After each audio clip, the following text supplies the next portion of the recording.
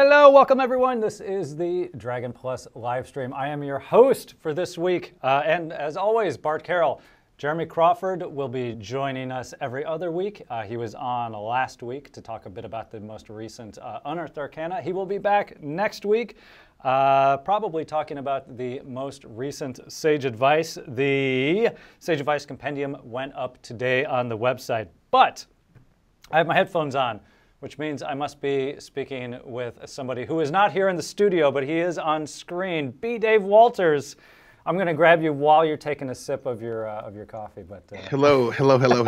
Yeah, it's great because I have no idea whether or not I was on the screen yet. So I'm all over here like mining for nose goal, waiting for my Skype stream to come out. I'm like, That's my favorite part of when Pelham working the board cuts away from me to Jeremy, is that's my chance to wipe my nose, quietly belch, and take care of all my bodily functions. I would just like to say I'm very glad, even though I deeply love Jeremy Crawford, you don't have me on at the same time as him because I am eclipsed by his beauty and brilliance. See, nobody would be listening to me. They're just like hypnotized by the call of Jeremy Crawford. I don't know what that says about me, though. That's the problem. You are the spoke that the wheel turns around, Bart. You know that? You are the strong pillar that makes all this possible. I'll take that.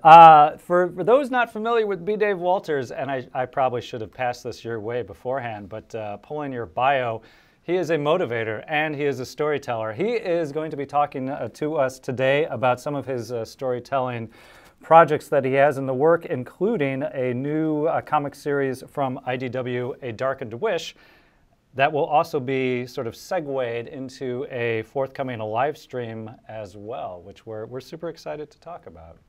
Yes. Official Dungeons and Dragons scribe now. You know, I don't know if you know this, but one of my job functions is doing market passes on some of our license material. Like, hey, is this fit with the brand and so forth? So I get to see the IDW covers and even the scripts that come in from IDW. So I have had a sneak peek at A Darkened Wish in advance. So I appreciate it, because if you were like, yeah, I've read it, and you know, you're like, so hey, thank you for that. Yeah, it's been wild. And, you know, a story that I think I told you offline, the first story I ever wrote and ever submitted was to Dragon Magazine. Yep. I was, I guess I must have been 13 years old. I feel like I was younger, but I've been playing since I was 13. Handwritten on notebook paper, folded up and mailed in. Like, it was objectively awful. Like, I'm sure there was like a jelly stain on it. Like, I feel so bad for the person that had to read it at the time, which may well have been Chris Perkins. I was going to say, it probably was Chris Perkins. There's a real chance it was Chris Perkins. Yes. So, sorry about that. But to have come full circle and to now actually be writing stories for Wizards of the Coast, for Dungeons and Dragons, and to be here because this is the incarnation of Dragon. So I made it. Yes, you did. I made it. It took me longer than I thought, but I made it. Don't give up believing. Keep dreaming, kids. Congratulations. But again, thank you for spending a little bit of your Wednesday with us to talk through some of your projects. Before we kind of get into it a little bit further, I did want to do a little bit of the housekeeping side of things for folks that missed us last week. Dragon Plus, the live stream, we are on a new date and time moving forward. We decided to shift. We had everything going on Tuesdays. We kind of decided to spread things around a little bit. So Dragon Plus will be at this time, 1 p.m. Pacific on Wednesdays moving forward. Stay tuned immediately afterwards. Heroes of the Veil from D&D Beyond will be streaming weekly from 2 to 4 p.m. Pacific. And let's see. And we promised last week that we'd be making a more concerted effort to provide our viewers with some giveaways. Again, much appreciated for folks that are also taking time out of their day to not only watch the live stream but to watch it live. We thought the least we could do was spread some of the wealth around. So we're going to be doing two sweepstakes, two giveaways, I should say, during Dragon Plus today. In each one, we're going to be giving away one of our new Dungeons and Dragons. Oh, do we have a Dungeons and Dragons T-shirts? There we go. I'm wearing That's a nice color. Yes, it was. There's meetings that are enjoyable and meetings that are a bit slog sometimes, but one of the more enjoyable ones was getting into a room and just going through the color, like, hey, how about this color versus this color lettering, and deciding on all the combinations there. So we'll be just saying, it is Wednesday, and on Wednesdays we wear pink. I would rock the pink D&D shirt. That's all I'm saying. We'll get one out to you. We will. You think I'm joking? I will rock the pink D&D shirt. I will do that. Yes. No, I'm not kidding either. We'll get one out to you. So yes, we'll be giving away a D&D T-shirt along with some WizKids Unpainted minis, and one of my favorite books as well. I'm going to hold this up and say good in it. The Art and Arcana. That's the crowd going wild. Have you had a chance to go through Art and Arcana, 10-Speed Press? Do you have a copy of that yourself? I have had a chance to go through it. I do not have a copy for myself yet, but I was there at the Stream of Many Eyes when it debuted and got to talk to Sam Witwer and his brother about it. So it is a beautiful thing. Let me, as thanks for joining us today, let me get you a D&D T-shirt, and I'll get you a copy of Art and Arcana as well. I will post shameless Instagram pictures of me in the pink shirt reading the Art and Arcana, like, ho, ho, ho, ho. Yeah. Now, it's a beautiful book. Yeah, and thank you, and preemptive congrats to whoever wins it. So we're gonna have two winners. It looks like we've got one raffle already up and running. Thanks to our mods, thanks to TK. We'll be running. It looks like she's got the one raffle open already. So we'll close that up in a little bit, and then open up a second one here, probably at the second half of the show. We're going to take a quick break at the bottom of the hour. And then maybe open up a second raffle then. So yes, good luck to everyone entering, and we'll cover the postage on the Art and Arcana. That is a nice book. It is a heavy book, but it is weighty, a weighty tome. B. Dave, last time we had you on, it was actually for Dragon Talk, the Dragon Talk live stream, and that was back in April 2018. So it's been a while. You know, yeah, it's a lot of life has happened between here and there. That is true. But shout out to Greg and Shelley. I was going to say, here. Yeah, you were talking with a couple of jerks back then, so you were... I've upgraded. That's right. They didn't give you a copy of Art and Arcana. I can't. That is true. I left swagless on my Dragon Plus. I've switched sides to you. I'm team Bart now. All right. And when you were on Dragon Talk, though, so correct me if I'm wrong, if any of this has changed, but you had just become the father to two huge Bombay cats. You know, it's funny that you say that because they're running around in the background right now. And I was about to tell you the cats are doing ninja training because, of course, they are. So I apologize if there's noise in the background. And no, they are larger and more belligerent now. That is true. Yeah. We just, apropos of cats, we just got through there's a Netflix documentary about, there's dog shows, obviously, that take place, but there's a Netflix documentary about cat shows up in Canada. And it's delightfully charming in its own weird, quirky way. But yeah, so we'll look for the Bombays to make their way onto the screen there. It's absolute, yeah. No, they're more barbarians than bards. All right. I think they're not interested in showcases. If there were some like murder competition where I just like you threw a mouse out there and it was just like how quickly it could get rolled up or something. Yeah. I think they would place respectably for their age and weight. It's pretty impressive how good of a predator the common house cat or any breed of cat can be. They'll take down whatever. You know, it's amazing because cats are actually the second most, the domestic house cat is the second most successful predator on the planet next to human beings in terms of just the number of things they can and will kill because they just like you're here and I'm here and something's got to go, which I understand that. I consider myself a dog person my entire life. And I guess all things being equal, I still kind of do. Yeah. But the most impressive thing to me about cats is just their casual athleticism. Like they'll just be standing there and then just like jump up 4 feet. I'm like, that's like 6 times your body weight, like effortlessly. Like they don't run, they don't do it. They're just like, I want to be here now. And I'm like, that's incredible. Yeah. Yeah, no, I used to have cats. They would, yeah, you'd see them look at a point on the wall, like, what are you looking at? And then they would just make that jump 10 feet in the air, 6 feet in the air and grab onto the top of the door or whatever. Yeah, like I mean, dogs can do it, but when they do it like I do it. Like they gotta back up, like scramble up. Yeah. Yeah.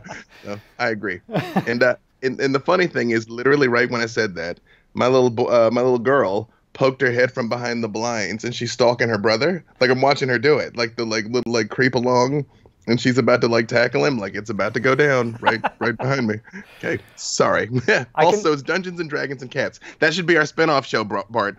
Dungeons and Dragons and Cats. I like, well, there's, we got the Tabaxi now, have kind of made their way into the game with Tomb of Annihilation, but yeah, I think there's a lot to be said for a good cat, familiar animal companion. Dritz, he's got his cats, so yeah, there's... That is true, he's got Guinevere, and excuse me there, clearly I have a drinking problem, I'm incapable of drinking coffee, and I also... to the comic book, since I guess at some point you probably expect me to actually talk about the thing you invited me for and not the cats. There is a Tabaxi in A Darkened Wish who is not insignificantly inspired by my actual cats. Yes, she's the captain of a mercenary ship, which I felt was the strongest shout out I could give to what my cats would be doing. Randomly going up and down the coast doing murder. So it's about true to form for a lot of I think D&D adventuring parties. So yeah. Well, I'll tell you this. This is an Easter egg thing that I haven't told anybody else. When I designed her, I designed the character as being jet black. And the problem, what Tess told me, which makes total sense afterwards, Tess Fowler, the artist, was when they're jet black, you can't draw any expressions because there's nothing to stand out against. They're jet black. Yeah. And I was like, that makes sense. So she got some colorful patches just so she's capable of expression and emoting. Nice. But she was originally meant to be jet black.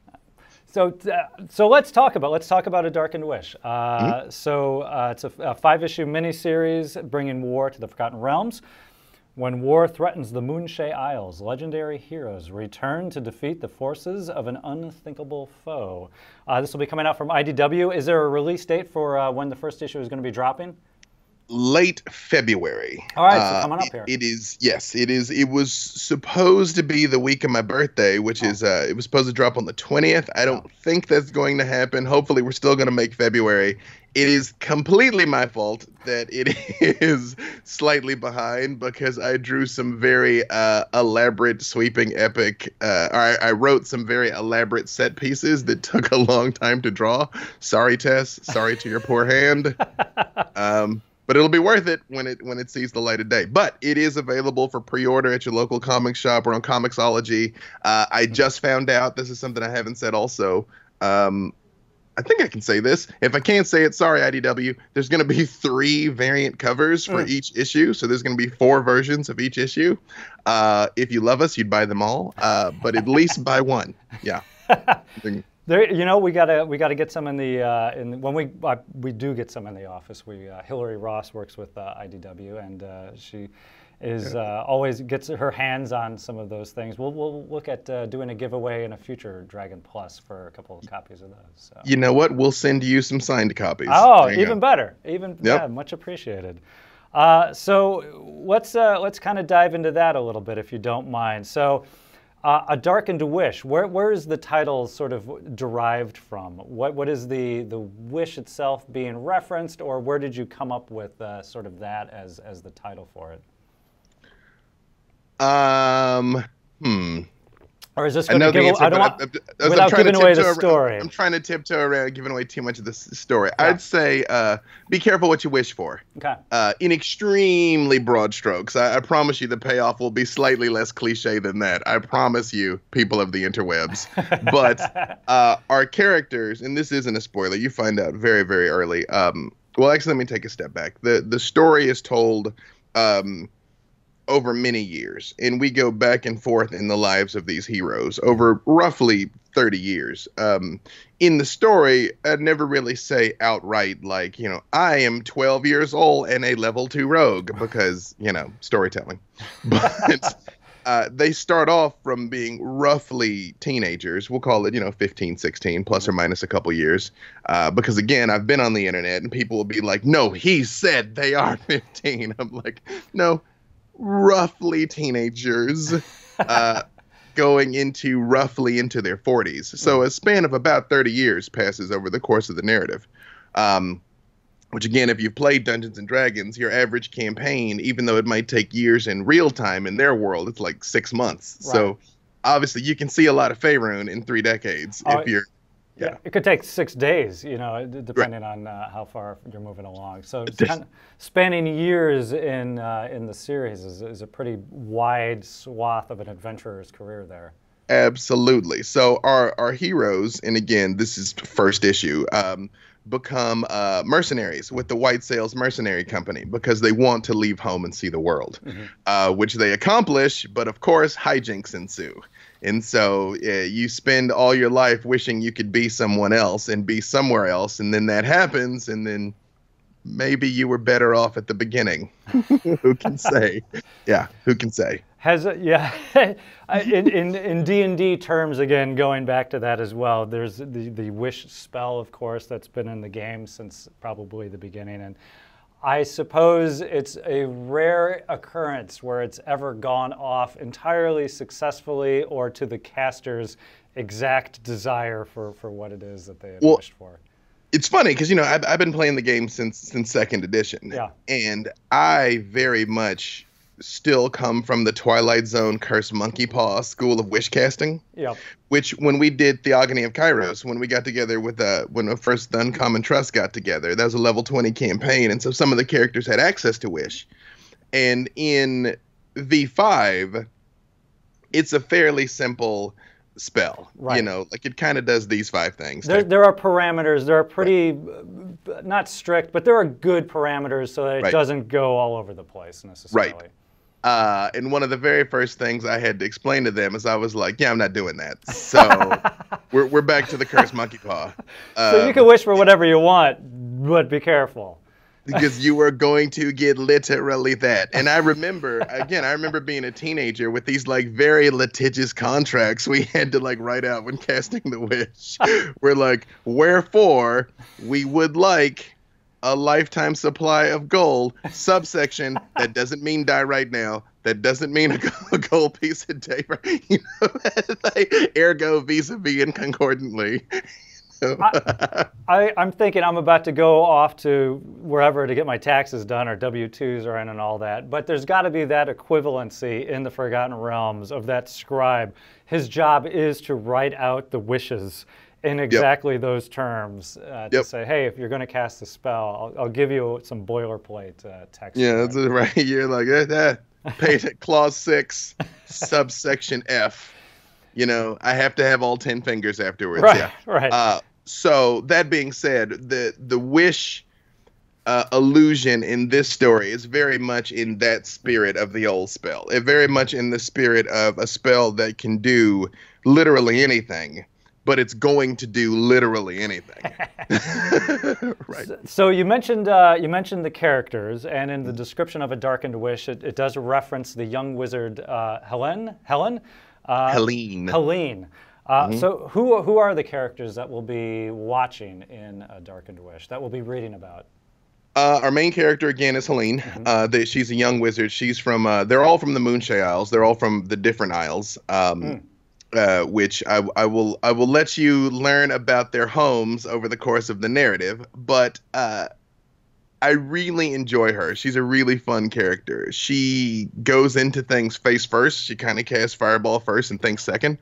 I very much wanted to make a character who could be a strong female hero.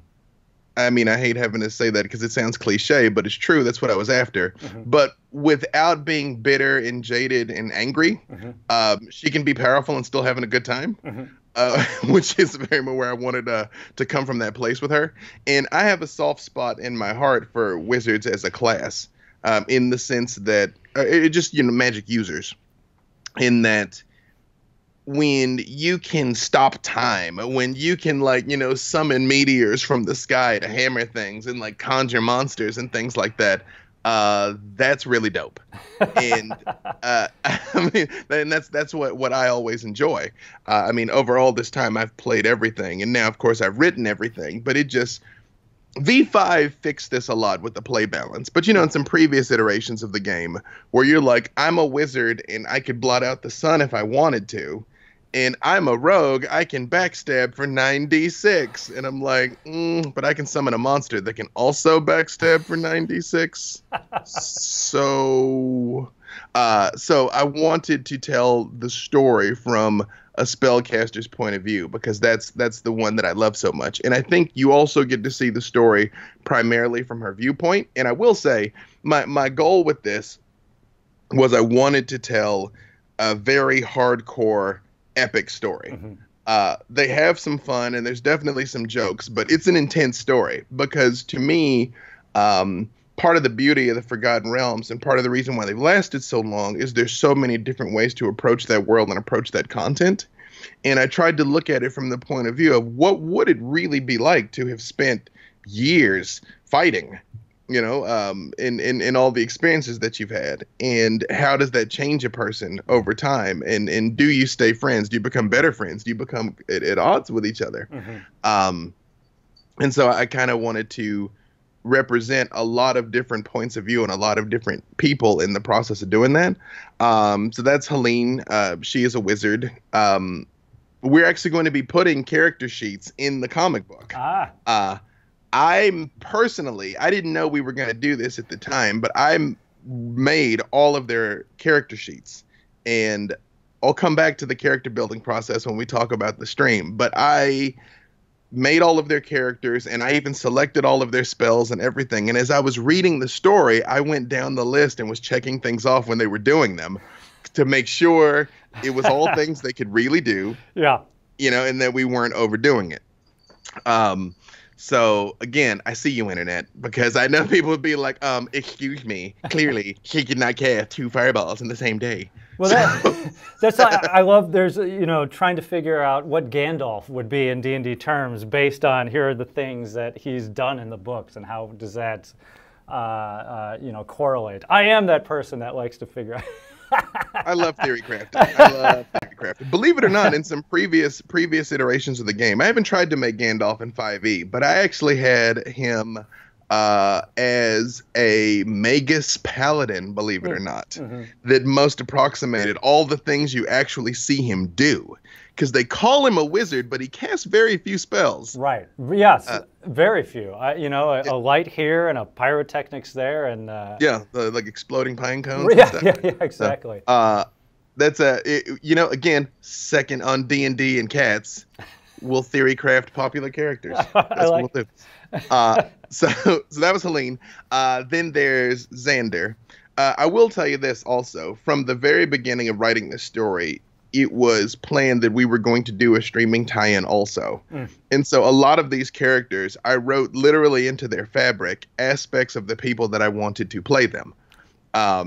I won't name any names in case I don't get my dream cast, and I don't want, people to feel slighted. But there's clues in the characters of who they were supposed to be the entire time, which hopefully will translate if I get the people I want on the stream. You'd be like, oh, they look like them. I'll be like, we alluded to that a little bit, but yes, so A Darkened Wish, it's coming out from IDW, the comic series. First issue will drop around the end of February. In addition, you're planning to do a corresponding live stream, live play series around that as well, right? Yes, hopefully debuting in parallel with the book. Might be plus or minus a week. We're working on it. But yes, hopefully. In fact, that was from the very beginning of the project. So much so that when Tess approached me about doing the book, which of course I said yes, Because literally she called and she's like, would you be interested in writing a Dungeons and Dragons book? And I literally said, stop right there. I'm in. Like, that was the conversation. But at that time, they were looking at several writers, and I'd done Electropunk, the webcomic, Right. which I'm very proud of, but admittedly is not finished. So read it, but understand it's not done yet. But I knew I didn't have a lot of comic credits, and I was up against, quite frankly, some people that did. And so I used the dark arts, as is my way, and I reached out to my friends at WotC, where I have a lot more pull in the streaming community, and sold them on the streaming show immediately, and was like, here's how we can tie it all in and make a transmedia, multimedia experience, Right. which is what helped me get over the line of being the one to write the comic. So it's been the plan from the very beginning to do it this way. I will also tell you there are some Easter eggs for the upcoming summer event, which I will not say anything about, except when you read the comic, you'll see some people and places and references that after the summer event, when you go back and reread, you will be like, oh, and I'll be like, yeah, yeah. The stream, where the stream is going to take place, I'm still somewhat nailing down exactly what I want to do. Okay. But what I think the stream is going to be a specific mission, or maybe a specific handful of missions that they were sent on, because they are mercenaries. So originally I wanted the stream to be time jumping also, but it's logistically that might be difficult, so it may or may not happen. But I very much think if the comic book is sort of the brackets of their life, I kind of want the stream to take place like in here-ish, probably. Yeah. But of course, we're going to write many, many issues of the book and do many, many seasons of the stream. So, you know, it's a practice that kind of works well, right, for other transmedia properties. Marvel comes to mind immediately, where you have the big movies telling points of the story, and sometimes the TV shows work well to then fill in what the events in between those. So, yeah. But it's a new way to do it, using the comic as main events, and then the live stream to help fill in additional material, additional adventures, things that you don't capture in the book itself. Is going to be interesting. I'm looking forward to it. Yeah, me too, because this is really what I enjoy doing. This is like transmedia storytelling, like is my specialty and what I really love. And again, this is what we were doing with Electropunk. I like being able to give people multiple places where they can grab onto the narrative and experience it in different ways. And get different things out of it, because each storytelling medium has different advantages and disadvantages. Like the comic, for instance, we can show you somewhat exactly what we meant. And I say somewhat in the sense that what I saw in my head, I've got to be able to translate to Tess and filter through her head. And anyone who, and of course, you know, there's still inkers and colorists and, quite frankly, editors who might be like, no, we don't want that, you know.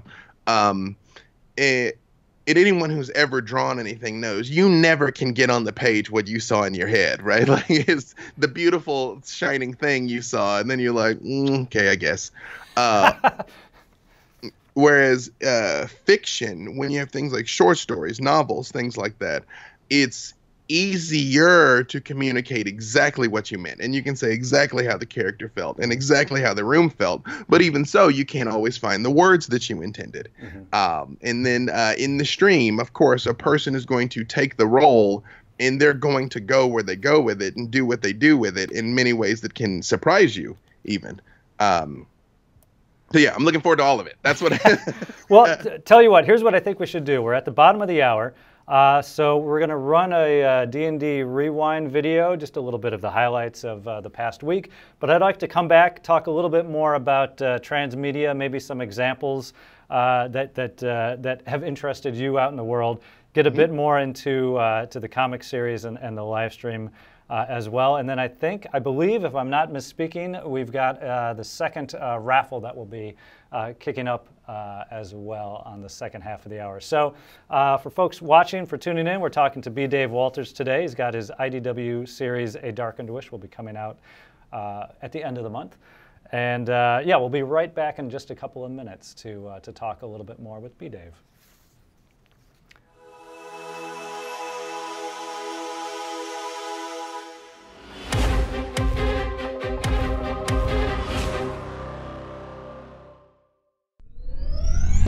Actually, no, Manchun has you turn on Durnan. Okay.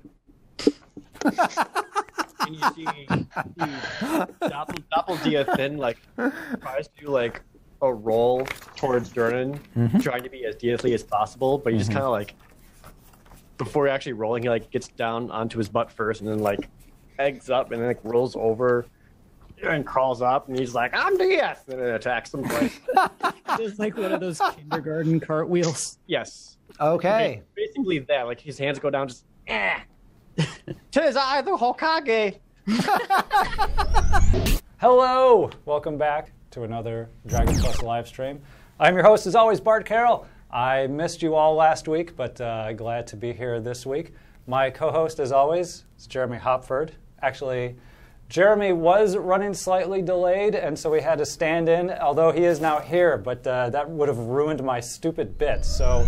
With that, unless you are carrying light sources, there is no light in here. I will cast light on my morning star. Sure. I'll light my hooded lantern. My eyeballs are lights. I'm fine. I'm good. Okay. I holler from the bottom of the stairs and I go, 5-second warning, I'm running down the hallway! Magpie just got back. Magpie, come on, come on!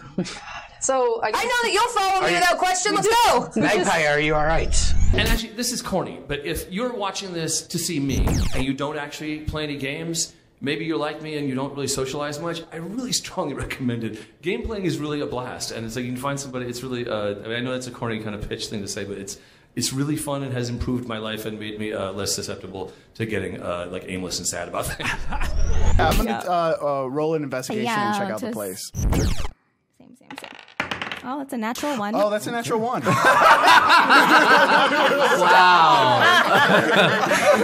That's what you get for trying. We're in the wrong bar. I want to say that you guys turned around and go outside that way. Okay. We're all warmed up, and now it's the show. Here we go.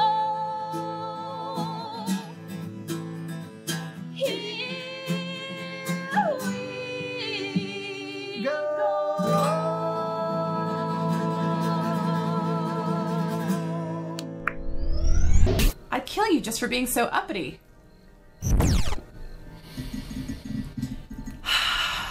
I do not take kindly to threats.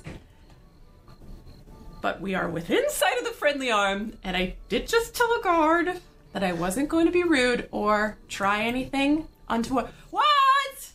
No! Oh, you gotta be kidding me right now. I mean, I think it's great, but I'm just a little curious. We just love Vistani here. We just love you. Your people have such a rich culture. Insight on this sleaze bag. Yeah. Roll that insight. There goes so well. You know, my first girlfriend was a quarter Vistani. Oh. Well, I mean, it doesn't really work like that, but, you know, I'm not going to, you know, that's great, as long as she is proud of her culture. I've been told I'm Vistani on my grandmother's side, just Vistani princess, you know.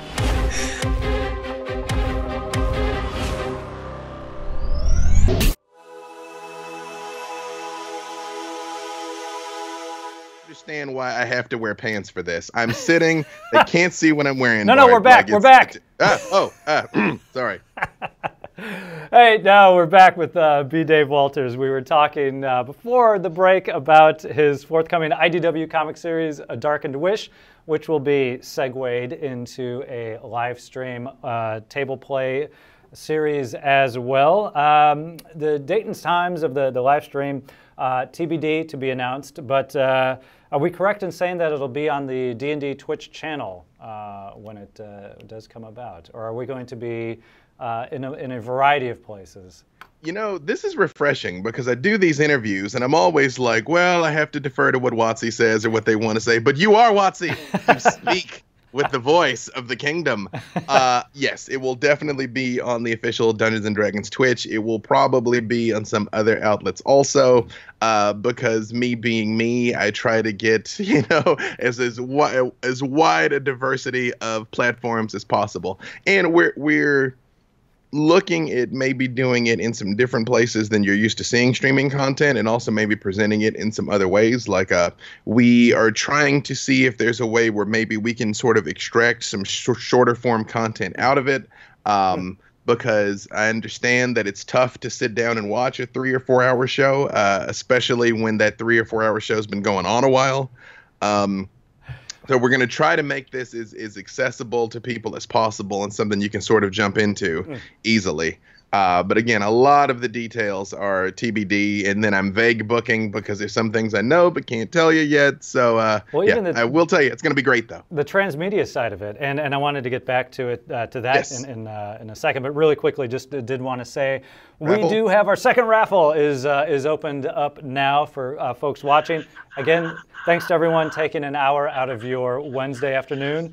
For folks in the Midwest, I hope you are safe and sound inside watching the live stream and not anywhere near the polar vortex. But we'll be giving away added clothing to keep you warm. The D&D t-shirt, WizKid minis, and a copy of Art and Arcana as well. So good luck to everyone who is entering the raffle. Thanks in advance, as always, to our moderators. I believe we have TK running things today, so thank you very much, TK. Going back to our conversation, B-Dave, so Transmedia Storytelling. Yes. Telling a story in different ways on different platforms. Are there examples that you enjoy personally? This one you're working on, but like as a consumer, as a viewer, what do you enjoy? Well, actually, let me just make sure I define it clearly, because I keep throwing this word around. Transmedia is not just a story that has multiple outlets, in the sense there's Star Wars books and there's Star Wars games and there's Star Wars movies, or Dungeons and Dragons books and games and everything. Transmedia is a single narrative that is taking place in multiple places. So what's happening in the comic is directly related to and a part of what's happening in the show, which is directly related to and happening in the movies.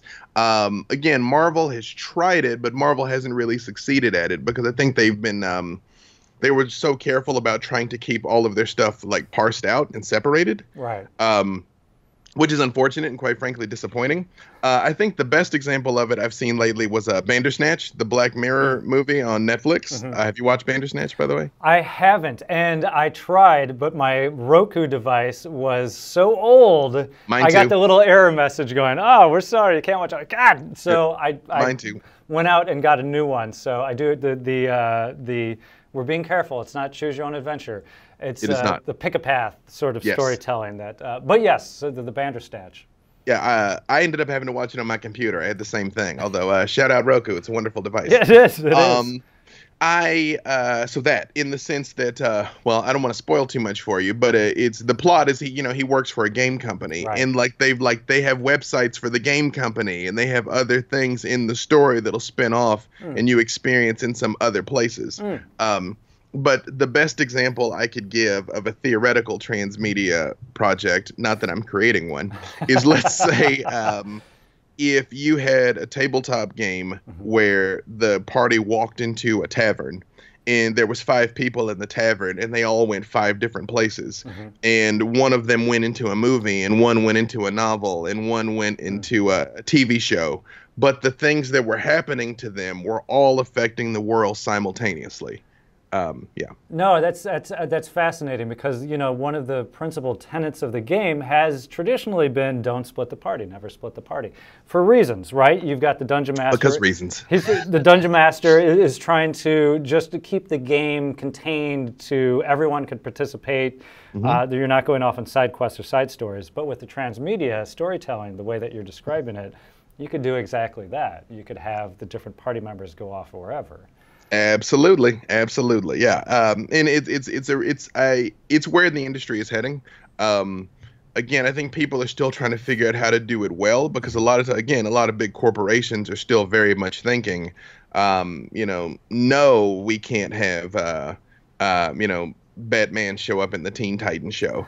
But what ends up happening instead of that is now you're seeing things being done poorly, where it's like, yeah, Superman can show up in these 3 different things, but he's 3 different dudes. And I'm like, well, now that's jarring. Like it's if you can smooth it out and have a more seamless experience, I think that's what's best, and that's what I really enjoy, and the kind of stories that I very much like to tell. I was kind of laughing. We were talking about this off camera for a second. I also played, as you mentioned in Dragon Talk way back when, you started playing as the fighter, magic user, thief. That was my character as well, for the reason being I didn't want the different members of the party. I wanted to be able to, I didn't want do it all. I wanted to be able to do it all. And the experience gain was horrific. Because you're spreading it out across 3 classes. That is a slog. Yeah, that is a slog. Yeah, it's first of all, kids today that came along, with 3.5, 4th or 5th, they don't know the struggle. They don't know how hard it was. I'm like, you never had to calculate THACO, bend bars, lift gates. Right. So you want to be a bard? Well, you got some work cut out for you in advance of that. Yeah, you had to earn being a bard. That's how far back it went. Yeah, I agree. And me, as a player, I'm an unabashed min-maxer. I'm an unrepentant min-maxer. And I find where I don't need the character that will do everything, but I do need the character that can do everything. That I'm very much in alignment with you there. Yeah. Hey, there's spells in the game, I want to cast spells. Oh, and the thieves can do these cool things. Well, I want to be able to do that too. I don't care if I can't do it well at all, but I want it written on my character sheet that I can give a shot at some of this stuff. Exactly. It's like I can't backstab as well as the rogue, but I can backstab better than literally everyone else. And I can't cast spells as well as the wizard, but I can cast spells better than literally everyone else. I will tell you this, something that never made sense to me about 2nd edition was the dual class, multi-class thing, where if you remember, because classes were tied to different races then, again, back in the Dark Ages. Right. And elves and the longer-lived races could be multi-class, fighter, mage, thief, but humans were the only ones that could dual class because it was like they have less life or whatever. Yeah. And that always seemed to me the logic would have been exactly reversed. Where you're like, I'm a human, I got 20 good years, right. I need to do all this. Yeah. Whereas I'm an elf and I'm going to live for 600 years. So it's like I'm a warrior now, and I'm going to be a warrior until I'm not a warrior. Well, let's say that the system had some issues that maybe weren't. Honestly, we didn't even we never played with the racial restrictions, the level restrictions, or any of that. We just had character concepts and thought, well, I'm going to be this guy. Well, I mean, it made sense at the time. And obviously, again, I think that's it has very much improved in V5 now. And I apologize for, saying something heretical on your stream. I have been a greater or lesser fan of some iterations of the game, I will say. But I'm a large fan of V5. It really has streamlined things in a way that has made it fun and accessible. And I really appreciate that, and I know how hard it is to do. So, shout out to everybody over there. Perhaps not oddly enough, I'm a fan of it as well. I know. You're like, it's garbage, and then suddenly the stream goes black. We're like, oh, somebody tripped over a power cord. No, I've played through really quickly just every edition. I grew up with 1st edition, and for me, 5th edition and 3rd edition, I never was good at min-maxing, so I just felt like I was behind the curve in a lot of ways. But 5th edition, for me, it kind of had that 1st edition feel, but with rules that felt just utterly playable, nicely balanced. And so, yes, so this is my advertisement for the current edition of the game, but I believe it all. I think it's the best edition we've made to date. The character I played the longest in 3.5 was a human druid planar shepherd saint, which if people know anything about it, no, it's basically obscene. You essentially can do anything and you cannot die. The trade-off is you can't kill anything either. Challenging. True, but doable. And my character concept is, his name was Gandalf the Grey. Oh, Gallifrey the Grey. And he was a mix between Gandalf and the Doctor. Okay, all right. Yeah, and it was stupid. That's all I have to say about that. Yeah. I remember I was in a game. Mike Merles was the dungeon master we were playing through against the Giants of the series, and I tried to make my character as good as I could, as the best one I could, to be viable in combat. And the player next to me, Rob Watkins, used to work here, and his little dinosaur companion was head and shoulders better than my primary character, and I thought, okay, Yeah, it was tough, and it was true. And I remember people at the time. It was like, you know, it's that old joke that's like, I'm a druid. I've got class features that are stronger than your entire class. It's like, yeah, it's my bear companion is better than you. That was one at all the things. Yeah, but it's in V5 really did smooth that out. Yeah, that is the only thing that is missing from the story currently for my Dungeons and Dragons: A Darkened Wish, which is funny because every other place I go and I talk about it, I say the entire thing. I'm like, gotta stay on brand. Dungeons and Dragons: A Darkened Wish, and you just say A Darkened Wish because you're like, it's implied, baby. You're like, it's on the wall behind me. You know what this is. But I don't have a druid currently. No. I will say, though, to each his own. So for anyone playing any edition, as long as you're playing. Oh, yes. As long as you're having a good time. Have at it. I still have a first edition campaign up and running. It meets infrequently, but it does meet. I wanted to kind of ask a little bit more about the process of writing, particularly a comic. We've got that... Sorry, I lost my train of thought. But what's the sort of the challenge or the process for scripting out a comic compared to writing narratively, writing fiction, or something along those lines? So the advice I give to writers, which is bizarre to be in a place where I get to do this now, learn story structure. Because if you comprehend story structure, you can write anything anywhere. Because all of the different mediums, the main difference between a novel or a short story or a comic script or a TV script or a film script, because I've done them all, is the amount of detail that you can include in a thing. But if you understand how to structure a narrative with a satisfying beginning, middle, and end, then it's easy. The book I recommend everybody read it's a screenwriting book called Save the Cat by Blake Snyder. I even use that to plan out my adventures in the order in which things should happen. And it all comes back to the cat. Yes, and it all comes back to the cat and scene. So we're done. Yeah. I over time, I have a slightly different thing I use now with like my structure and understanding the bones of the narrative. But when I say structure, again, it's understanding the bones. Every human being alive has the same bones, same organs, and yet it all manifests as 7 billion different iterations. So don't feel like understanding structure means that your stuff will be formulaic. It doesn't. But you have to understand how to build the narrative in such a way that'll make sense. So a comic book has... well, actually, I'll start at the other end of the spectrum. A film screenplay, you actually want as little detail as possible. A screenplay is just a blueprint because that is going to get filtered through the director's vision. It's going to get filtered through the actor's vision, and they're going to take it and bring it to life. So you want to say the smallest amount that you can to get across what you were trying to say. TV is the same thing, but it's much shorter, and you usually have to plan things where you have your specific time breaks where commercial breaks come in. If you're writing for like Netflix or HBO, that's somewhat reduced, and it is more just like a very short movie. But is that difficult as a writer insofar as I have this vision for how I want it to look, but I'm conveying it minimally? I know that the way that they're going to shoot it is going to be different than the way that I see it now. Is that just something you have to accept?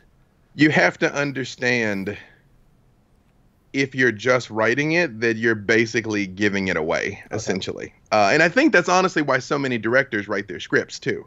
And a lot of the directors I know personally were just jilted writers that got tired of their thing not looking like they wanted it to look, honestly. And it's easier to write something because getting a movie made is the hardest thing because it's by definition a collaborative process and needs the most people and the most money. Where, again, at the other end of the spectrum is a novel just needs you. If you sit down and put in the time, you can craft your entire world and you have no budget. You can write a battle scene with 6,000 people that would cost, $400 million to shoot, but you can do it for free. Now, with a comic, what I did with this narrative was I plotted it out, the entire story. of this is what is going to happen all the way from beginning, middle, and end. And then I went back and I cut that basically into 5 pieces. I essentially used a 5-act structure to do it. There's a great book about 5-act structure called Into the Woods, if you're interested in how to do that. Because Shakespeare wrote in 5-act structure, which I enjoy. 3-act is very common. I like 5-act. And then each individual piece I wrote almost like a mini movie inside of itself, where if I knew, well, they've got to leave home and get to Mintarn. That's what this chunk of the narrative is about. But still within that, here's your, your waves. And then they've got to leave Mintarn and get to Neverwinter. Or, I mean, they don't go to Neverwinter, but hey, shout out Neverwinter. And then here's the waves in that. But more than in a comic script, you actually get to include a lot of detail because the artist has to take it and recognize your vision. And you have to, even though Tess and I talk all the time, if you follow us on Twitter, and you should, I'm B. Dave Walters, she's at Tess Fowler. We're usually up like literally at like 3 a.m. talking to each other, and we'll like share things on Twitter where we're going back and forth. We have a very interesting writing dynamic and we get along well, but you can't count on being able to stand over the writer's shoulder and be like, well, I meant for that to be green, or I meant for that to be red. When we first started working on this script, on this story, I asked Tess right out of the gates, I was like, is there anything that you really want to have in this? Because this is your dream project just like mine. I want to make sure you get it. And there's some specific set pieces that I wrote just for her. Here's a fairly good indicator that this is something I did for her if there's no words in the panel. Not always. There's times I put no words in the panel just because I wanted it to like hit right. But I mean, for the most part, if there's no words on the picture, that was a shout out to Tess. That was just an artistic preference she has for occasional panel where it's just bam. No, it's just there were some things I knew she really wanted to draw, and I wanted to let her have as blank a canvas as possible. Okay. Gotcha. To do that, to not even have to worry about where the speed. I'm like, no, draw the here. You wanted to draw that thing, draw that thing. The Kinku, we have a Kinku bard. Yes. The Kinku was inspired by her. I knew I wanted to include a pair of non-binary characters that are twins.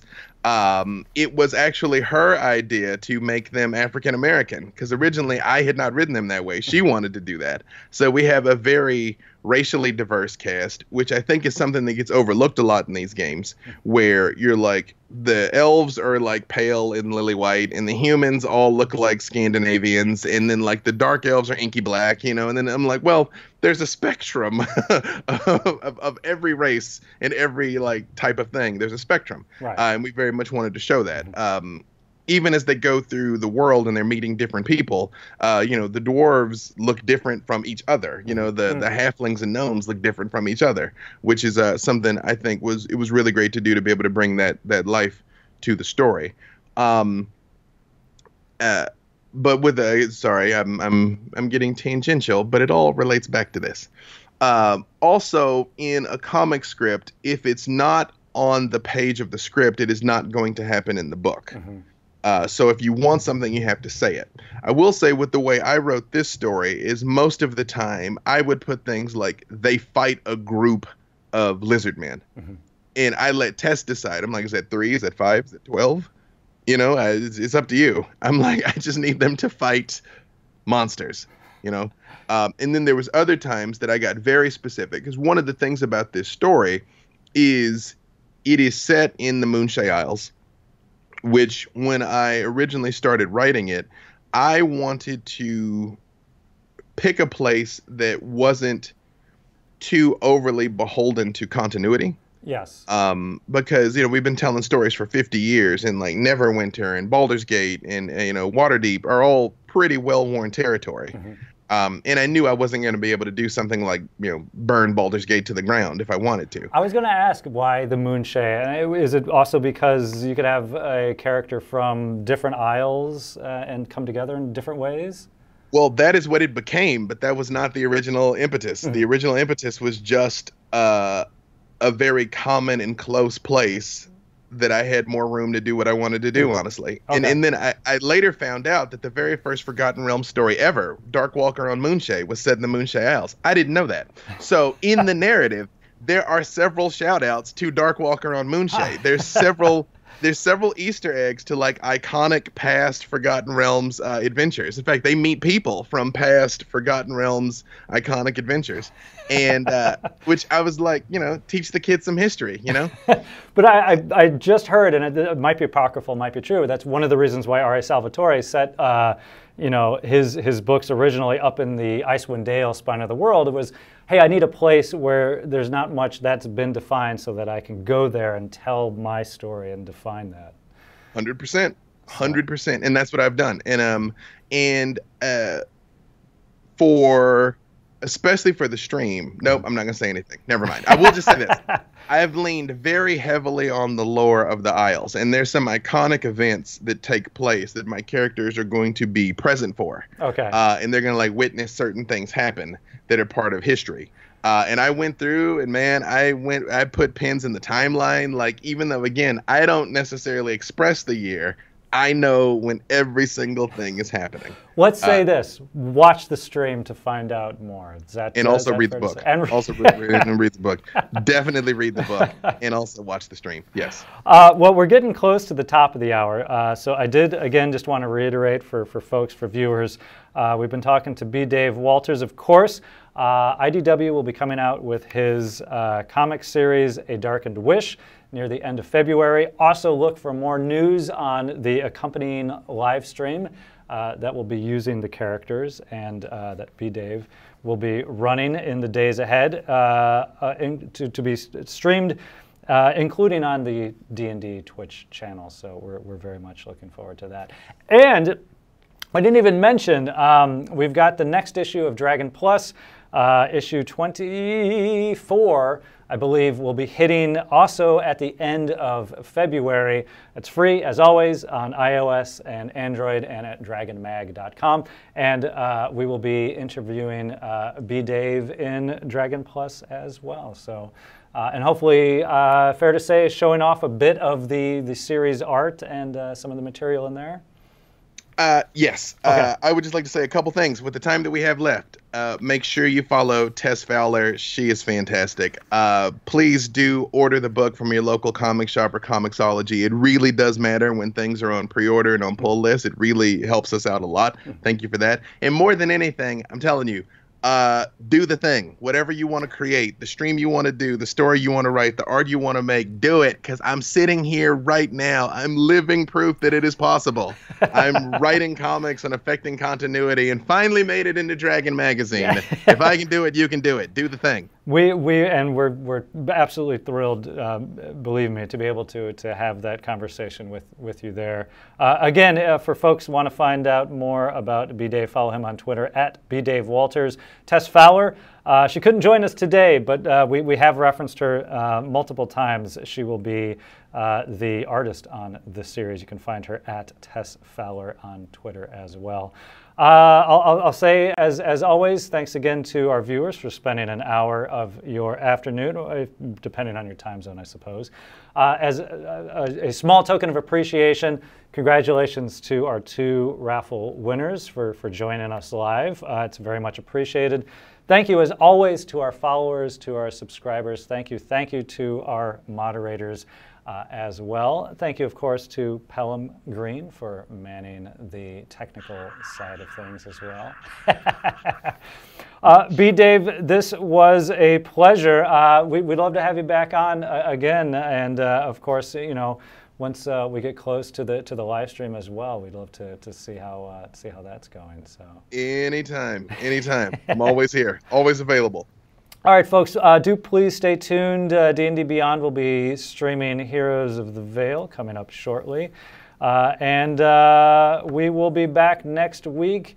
Same BART time, same BART channel, Dragon Plus live stream. Next week, Jeremy Crawford will be back to join us.